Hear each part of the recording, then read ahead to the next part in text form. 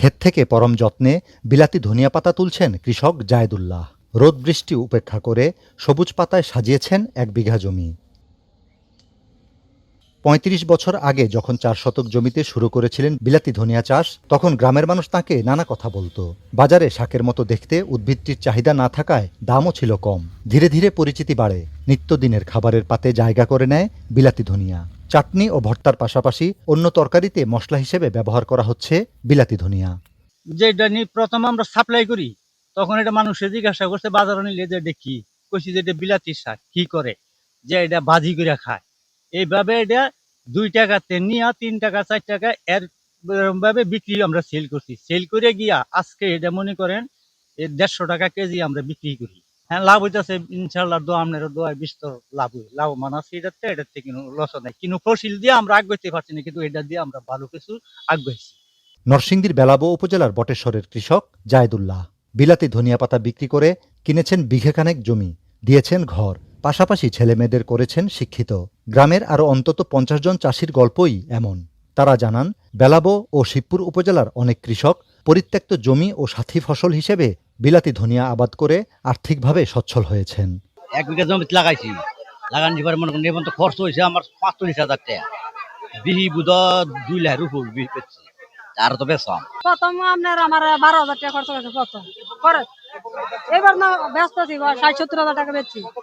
এই জমিতে যদি বেগুন, বাদাম অথবা আদা, কচু চাষ করতো, তাহলে হয়তো 20 গুণ, অর্থাৎ 1 বিঘা জমি থেকে তারা 1 বছরে হয়তো 50 বা 60 হাজার টাকা আপনার পেত। কিন্তু এখানে যদি ধনিয়া পাতা আপনার চাষাবাদ করে, তাহলে দেখা যাবে 5 থেকে 7 লক্ষ টাকা তারা আয় করতে পারে। আমরা নিজে করি, আর তারা অনেক চাকরি মানুষের করতেছি, এটা করলে এটা লাভবান হবে। আমরা তো 30 বছর ধরে করতেছি, আমরা প্রথম এই দেশের লাগে পাতা গৃহস্থী, পরে তারা অনেক করে।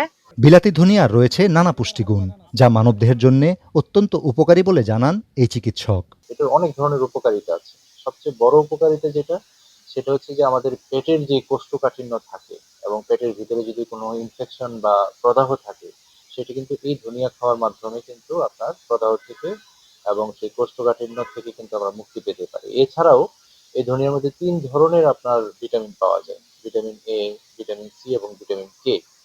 ভিটামিন এ আপনি জানেন যে চোখের জন্য ভালো, আর ভিটামিন সি হচ্ছে শরীরের যে কোনো ধরনের ইনফেকশনের জন্য সে কাজ করে, আর ভিটামিন কেটা কাজ করে হচ্ছে রক্তে যে জমাট বাঁধে, অর্থাৎ আমাদের যখন কেটে যায় কোনো জায়গায়, তখন ওইটা কিন্তু অটোমেটিক ভাবেই আমাদের একটা সিস্টেমের মাধ্যমে এটা জমাট বাঁধে। এই জমাট বাঁধার জন্য যে ভিটামিনটা কাজ করে সেটা হচ্ছে ভিটামিন কে। ত্বকের ক্ষেত্রে আমার মাথার যে খুশকি আছে, ধনিয়া খেলে এবং ধনিয়া বেটে যদি আমি মাথার মধ্যে দেই, তাহলে এই খুশকি থেকে আমরা নিরাময় পেতে পারি। ধনিয়া যদি আমরা জুস করে খাই, সেই প্যারাসিটামলের মতো কাজ করবে। সেকেন্ড জিনিস হচ্ছে আমার যে ক্ষুধামন্দা থাকে, যে কারো খিদা লাগতেছে না, খেলে পেটটা একটু ভরা ভরা লাগে, এই ধনিয়া যদি আমরা জুস করে খাই, তাহলে এই খিদা মন্দাটা কিন্তু দূর হয়। বিলাতি ধনিয়ার আবাদ শুধু কৃষকদের ভাগ্যেরই পরিবর্তন করেনি, বদলে দিচ্ছে উপজেলার অর্থনীতির চিত্র। উনি 1 বিঘা জমিতে বিলাতি ধনিয়া চাষাবাদ করে প্রায় 1 বছর 3 লক্ষ টাকা আয় করেছে। এইটার চাষাবাদ হয় ম্যাক্সিমাম হচ্ছে পতির জায়গায়।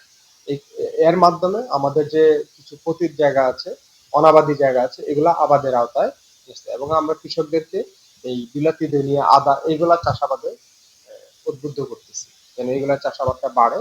তার মাধ্যমে আমাদের উৎপাদনও বাড়বে এবং কৃষকের যে অর্থনৈতিক সাফল্য, সামাজিক অবস্থান, সেটা দৃঢ় হয়। কৃষি সম্প্রসারণ অধিদপ্তরের তথ্যমতে এবছর বেলাবো ও শিবপুর উপজেলার ৫৫ হেক্টর জমিতে আবাদ হয়েছে বিলাতি ধনিয়া। বদরুল আমিন চৌধুরী, স্টার নিউজ, নরসিংদী।